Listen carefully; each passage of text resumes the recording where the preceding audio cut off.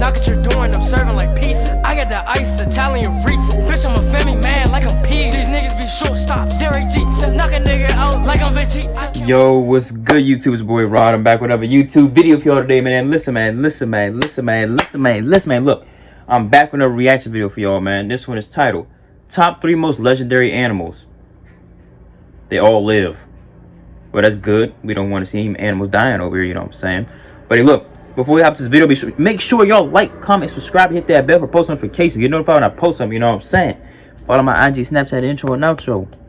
Follow my IG down below in the description. It's there along with this original video, you know what I'm saying? So go show Mr. Ballin some love, but look, man. I need more. I'm on the road to 10K. Help me get there, please. I need 10K y'all sitting right here on this windowsill. And don't mind the fact I just said windowsill. We're not going to talk about that right now. But hey, look. Oh, I also got a Twitch, you know what I'm saying? I'm getting done from the gaming. They call me the John Wick of Gaming. So yeah, make sure y'all follow my Twitch. But hey, look, with all that being said, let's hop to this video. Shall we? Put it in the basket. Let's get it.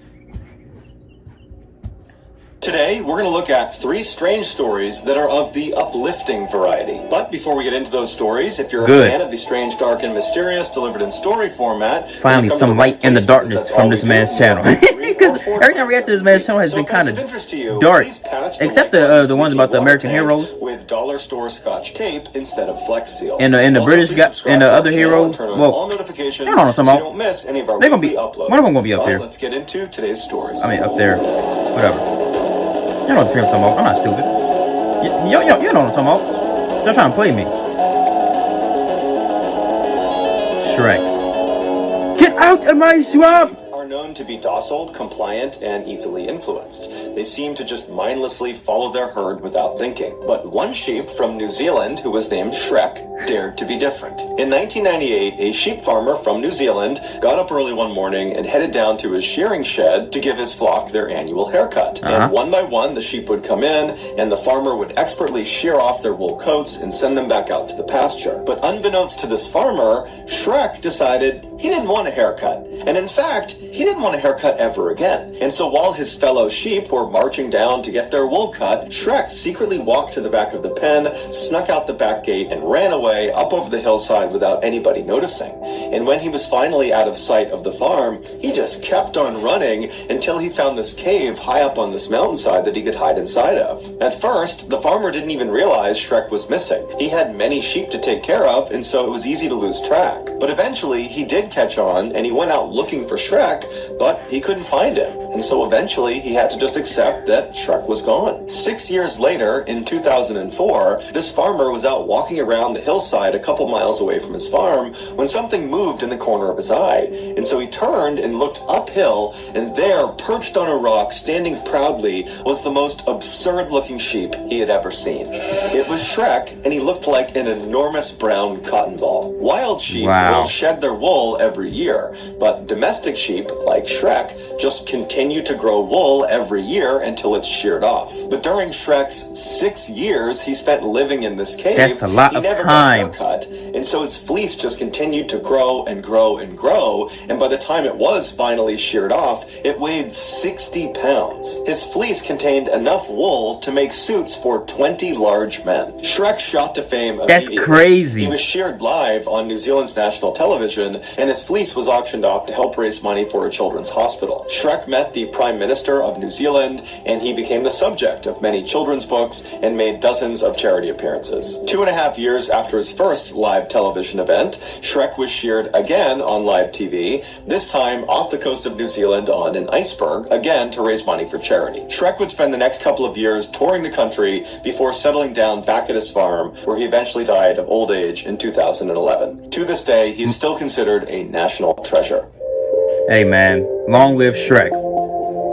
Shrek is love, Shrek is life. In 1982, a young boy named Leandro was living in southern Brazil with his family. One morning, he got up and went downstairs in his house, and he began looking for his beloved family pet, a tiny, young, red-footed tortoise named Manuela. The first place he looked was the back room of the first floor, where Manuela spent most of her time, but she wasn't in there. So he decided to search the rest of the first floor, where Manuela was allowed to free roam, but rarely did. But after looking around, he still couldn't find her. He knew she was too little to climb up the stairs to the second floor, so he figured she had to be hiding somewhere on the first floor. So he ran into his kitchen where his family was getting ready for the day, and he enlisted their help to go looking for her. Within an hour, they had turned the entire house upside down and had made their way out into their backyard, but there was still no sign of the little tortoise. And so while Leandro and his siblings were running around their backyard yelling out for Manuela, their father called them over and told them that unfortunately Manuela was gone. Most likely, she slipped out of one of the doors that had been left open and had found her way into the nearby forest that butted up against their property. Leandro and his siblings begged their father to go looking for Manuela in the forest,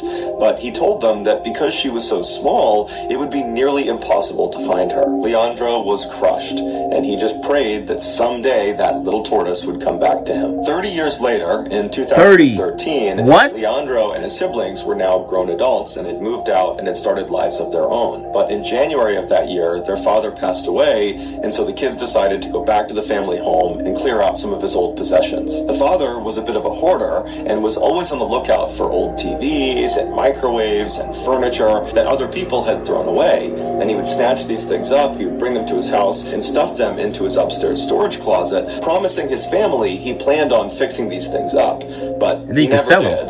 And over time, as he collected more and more junk, that closet became so packed that Leandro's father couldn't even go inside of it. Some of that stuff is probably valuable. It was kind of just sealed off and forgotten. Extremely valuable. When he was gone, the kids knew they would have to go in there and get rid of all that junk. They began hauling all of the stuff out and onto the curb for the trash collectors to pick up. And at one point, Leandro picked up a big, heavy box that looked like an old record player. And so he brought it outside, he set it on his curb, and then he turned around to walk back towards the house when his neighbor, who had been outside the whole time, jokingly yelled to him, "Hey, are you going to throw away this tortoise too?" And Leandro turned around, and there, poking its head out of the old record box, was Manuela the tortoise, happy and healthy as can be. 30 years earlier, Manuela had managed to climb inside of this old record box when their father had brought it home, and then the father brought that box upstairs and put it inside of his storage closet along with Manuela. Once she was inside this closet, Manuela just carved out a life for herself. She transformed the record box into her home, and she would leave it to eat termites and other insects and lick condensation off the walls. Red-footed tortoises are known for being extremely resilient. When food is scarce, they can go 2 to 3 years between meals, and if after that there's still 2 to 3 years, they can lower their body temperatures and other physiological processes and enter into this state of suspended animation that allows them to go even longer without sustenance. Because of this, it's no wonder that tortoises like Manuela live for at least 50 years on average. Leandro rushed over to Manuela, he scooped her up, he had missed her so much he could not believe he was looking at her again. And while Manuela had been doing just fine inside of her closet, she was no doubt very pleased to be reunited with her family. Man, that tortoise is gangster. Manuela is so gangster. Crows are. In scientific studies, crows use logic to solve puzzles, and in one study, a crow was given a particularly challenging puzzle that required the understanding of analogies to solve it. And on this crow's first attempt, it immediately recognized the pattern and solved the puzzle within seconds. In the wild, crows will fashion their own tools, like a hook made from a bent twig that they'll use to help forage food more efficiently. Crows will also host these huge funerals for their fallen comrades. But the most fascinating aspect of a crow's intelligence is how they employ it against us. The same way we study crows, crows study people. They watch our behavior to look for patterns to help them determine if an individual is a friend or a foe. Once a determination is made, that crow doesn't forget, and they pass it off to their friends and their family, who will immediately put this information to use, even if they've never had a first-hand experience with the person in question. For the people who are determined to be the worst foes, like people who have tried to do harm to the crows have been known to stake out that person's house, and every time they come outside, they will swoop down violently trying to hit them, and they'll claw at them the whole time, and this behavior can go on for years. On the other end of the spectrum, the people who are determined to be the best friends friends of the crows get a very different treatment, one that seems like it's straight out of a fairy tale. In 2011, Crows are very Gabby Mann smart. was living in Seattle, Washington with her family. One day, when she was getting out of the family car, she dropped a chicken nugget onto the ground, and before she could pick it up, a neighborhood crow swooped down and took the free lunch. A few days later, when Gabby was on her back deck having some food, she dropped a piece of bread on the ground, and just like the last time, a crow came flying in and took it before Gabby could do anything. And because Gabby was a messy eater, she continued to drop food everywhere she went, and so she continued to inadvertently feed these crows. Eventually, Wasting all this every time food. Gabby went outside, a murder of crows would assemble in front of her house, so a big gaggle of crows, and they would just follow her around everywhere she went. As Gabby got older, she grew to really enjoy the attention from all these birds, and so she started feeding them huge portions of her lunch before she hopped on the bus to go to school. When she got back in the afternoon and hopped off the bus, there would be this murder of crows sitting on the power line waiting for Gabby. When Gabby's mother discovered where most of her daughter's food was going, she wasn't upset. She was just worried her daughter wasn't getting enough to eat. And so she told her daughter to stop giving away her lunch, and instead they would go out and buy some food just for the crows. And so, starting in 2013, That's nice. when Gabby was 7, That's real she nice. and her mom began feeding the crows every day. Each morning they would go out into their backyard and they would refill the bird bath with fresh water, and then they would Aww. put peanuts into the covered feeder and scatter dog food in the backyard. And the crows loved it. A few weeks into this new feeding ritual, Gabby went outside one morning to refill the peanut tray when she noticed something was already on the peanut tray. There was a small earring. She brought it inside and she showed it to her mom, and her mom said she hadn't put it there, and so Gabby was convinced the crows had left her a gift. Her mom wasn't sure. But over the following few weeks, when more and more little trinkets like a marble and a polished stone and a screw and a metal hinge, when those started showing up in the peanut tray and in the bird bath, Gabby's mom actually went out and installed a camera to look out into the backyard to see if it was really true that the crows were the ones leaving these things behind. And after reviewing the footage, she was amazed to see that, yes, the crows would come in and they would eat their food, they would drink their water and clean themselves, and then they would leave behind these shiny little trinkets as if it was their way of saying thank you. That's for the food. amazing, Gabby bruh. was over the moon for these little gifts. She began collecting all of them and putting them in a jewelry box and labeling them of when she got them and how important they were to her, ranking them from most favorite to least favorite, her favorite being this little piece of metal that said best on it, and she jokes that the crows have the other half that says friends. But the crows' most astonishing gift came the following year in 2014. Gabby's mother was an avid photographer, and one day she was out by herself photographing a bald eagle that had come into town. And while she was taking these shots, she managed to drop a lens cover to one of her cameras, and she heard it hit the ground, but she was so busy taking photos that she told herself she would pick it up before she left. But after getting totally wrapped up in this photo shoot, she forgot about the lens cap on the ground and wound up going home without it. That night, when she got back to her house, she happened to go out onto her back deck as the sun was setting, and she thought she noticed something in their bird bath. And upon closer inspection, It's she the couldn't lens. believe what was sitting there. She ran back inside and opened up her laptop and pulled up the footage from the bird camera she had set up, and there it was, a crow coming into the yard before she had even returned from this bald eagle photography session. This crow was in the backyard with the lens cap in its mouth, and it went into the bird bath and it very carefully washed the cap in the water, and then it placed it very delicately on the side of the bird bath and checked it a couple times to make sure it was steady, and then it flew off. This behavior is very significant because it means the relationship between the crows Amazing. and Gabby and her mom was not a transactional one.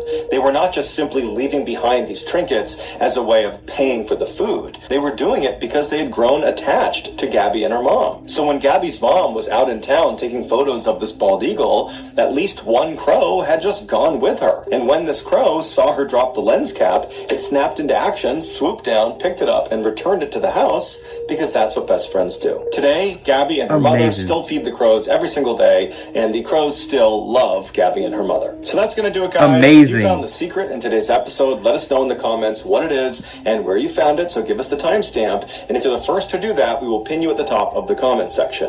If you enjoyed today's video and you haven't done this already, please patch the like button's leaking water tank with dollar store Scotch tape, not Flex Seal. Also, please subscribe to our channel and turn on all notifications so you don't miss any of our weekly 3 or 4 video uploads. If you want to get in touch with me, you can direct message me this on in that Instagram video? or on Twitter. Man, this is amazing. That's amazing. Oh my gosh, man. That just brought a smile to my face, man. That's extremely wonderful. You know what I'm saying? Extremely wonderful. Crows are one of the most intelligent animals. Well, no, a person already told me this on one of the last videos. How did I forget already? It's between crows and parrots for the most intelligent birds in the world. And crows and parrots are up there in the running for the most intelligent animals in the world. Crows are very, very smart. You know what I'm saying? And it's just amazing. And it's just amazing how one act of kindness, a couple acts of kindness, can go a long way and benefit you in the long run. And so take that into consideration. You got to be nice to people and see what happens to you in return, even if you don't ask for anything. It's just amazing. It's just amazing how things work in this world. You know what I'm saying? But hey, look, make sure y'all like, comment, subscribe, and hit that bell for post notifications. Ding! Hit that bell. Oh, I already said that. I'm retarded. But hey, look. Make sure y'all follow my IG, Snapchat, and intro and outro. Follow my IG down below in the description. It's there along with this original video, you know what I'm saying? So go show Mr. Ballin some love. But look, I need more. You already know I'm rocking, man. I'm on the road to 10K. Help me get there. Please, help me, please. And I am. Go.